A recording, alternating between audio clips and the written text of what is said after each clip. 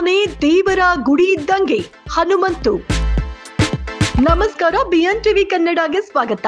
Big boss season 11ರ ವಿಜೇತ ಹಳ್ಳಿ ಹೈದ ಹನುಮಂತು ಹಾವೇರಿ ಜಿಲ್ಲೆ ಸವಣೂರು ತಾಲೂಕು ಚಿಲ್ಲೂರು ಬಡ್ನಿ ಗ್ರಾಮದ ಹನುಮಂತ ಕಳೆದ ರಾತ್ರಿ ಸ್ವಗ್ರಾಮಕ್ಕೆ ಬಂದಿದ್ದಾರೆ. ಹನುಮಂತನನ್ನ ಹುಡುಕಿಕೊಂಡು ಅಭಿಮಾನಿಗಳು ಬಂದು ಹನುಮಂತನಿಗೆ ಅಭಿನಂದನೆ ಸಲ್ಲಿಸ್ತಾ ಇದ್ದಾರೆ.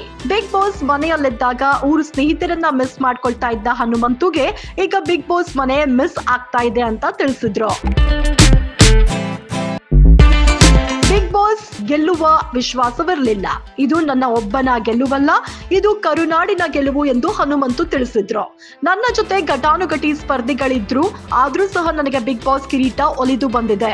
ಇದರಿಂದ ಸಾಕಷ್ಟು ಸಂತಸವಾಗಿದೆ ಅಂತ ತಿಳಿಸಿದ್ರು.